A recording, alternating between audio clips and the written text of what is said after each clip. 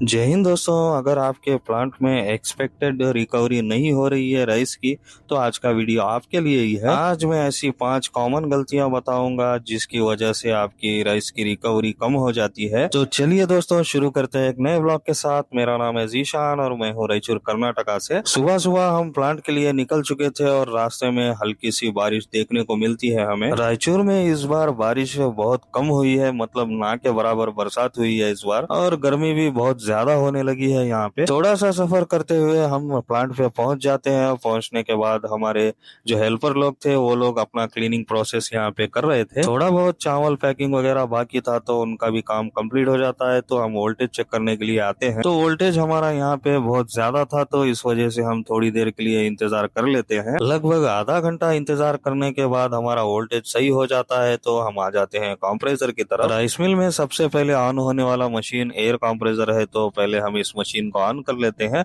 और इसका air valve भी हम यहाँ पे खोल देते हैं। इसके बाद हम पैनल बोर्ड में आके कंट्रोलर वगैरह ऑन कर लेते हैं और सारा सेक्शन हमारा चालू कर देते हैं।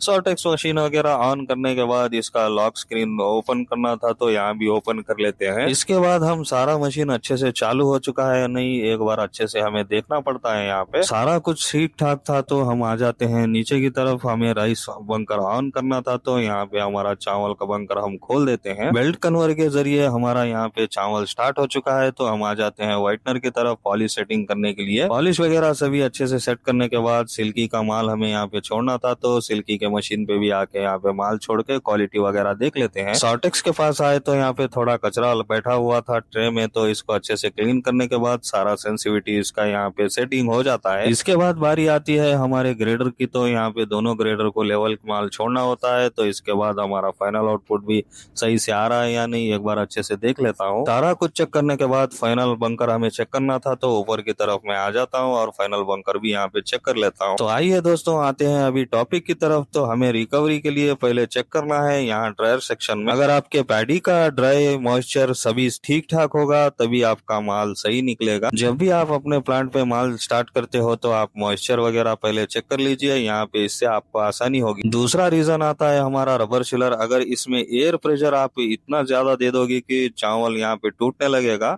तो आपको यहाँ से भी रिकवरी कम होने लगती है। बहुत सारे लोग एयर प्रेशर यहाँ पे बढ़ा के रखते हैं, तो उनको मैं कहना चाहता हूँ कि 10 के आसपास ही ज्यादा से ज्यादा रखिए। इसके बाद आता है हमारा हस्कर, जो इसी में लगा होता है, तो यहीं से आपको लीकेजिंग हो जाती है पैडी की। तो यहाँ से आपको एयर सेटिंग सही से कर लेना है और जो डोर लगे होते हैं उसको आपको ओपन ही रखना है। आपके प्लांट के कैपेसिटी के हिसाब से आप जितना हो सके उतना इस डोर को ओपन रखने का कोशिश कीजिए।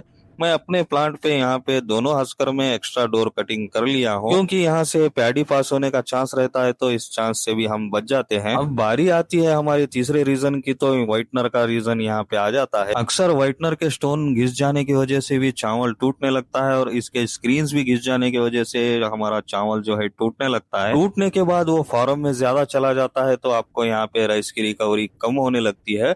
और इसका एयर सेटिंग भी आपको यहाँ पे 10 पॉइंट पे रखना है, इससे ज्यादा आप 2 पॉइंट बढ़ा सकते हैं। अगर ज्यादा करके चलाएंगे तो आपको रिकवरी में यहाँ पे भी कमी होगी। हमारा फोर्थ रीजन आता है सिल्की की तरफ। तो सिल्की में भी हमारा सेम प्रोसेस होता है, स्क्रीन्स वगैरह, लेकिन इसमें स्टोन्स नहीं रहते। इसकी जगह यहाँ पे हमारा कैम होता है, तो कैम को भी देख लेना है। अगर ज्यादा घिस चुका है तो आपका यहाँ पे चावल टूटना पक्का है। और इसका एयर सेटिंग भी आपको 10 पर रखकर चलाना है। इसके बाद आता है हमारा क्लासिक फायर। कभी कभी क्या होता है दोस्तों, हमारे क्लासिक फायर की जाली फट जाती है लेकिन हम गौर नहीं कर पाते, तो यहाँ से भी हमारा चावल जीरो ब्रोकन में जाने का चांसेस होता है, तो आप ये बात का ध्यान रखिए। अब आते हैं हम सॉर्टेक्स की तरफ। तो सॉर्टेक्स में सेटिंग करने का तरीका बहुत आसान है। तो दोस्तों, बहुत सारे लोग परेशान होके सेटिंग वगैरह थोड़ा बिगाड़ लेते हैं। आप सिल्की में ही माल देखकर अपने आप को पहचान सकते हैं कि कितना परसेंट यहाँ पे अपना रिजेक्शन निकालना है, तो यहाँ से भी आपकी रिकवरी हो सकती है। लास्ट स्टेज पर आता है हमारा राइस ग्रेडर। तो यहाँ पे आप बहुत सारे लोग गलती क्या करते हैं, राइस ग्रेडर में ब्रोकन नहीं चेक करते, सिर्फ राइस ही चेक कर लेते हैं। ब्रोकन में चावल जाने के भी चांसेस बहुत ज्यादा होते हैं, तो यहाँ पे भी आप ध्यान दीजिएगा दोस्तों। तो आज की मेरी जानकारी कैसी लगी आपको दोस्तों, मैं एक कमेंट करके जरूर बताइएगा। मिलता हूँ अगले ब्लॉग में। मेरा ब्लॉग अच्छा लगा तो लाइक कीजिए, फॉलो कीजिए। जय हिंद।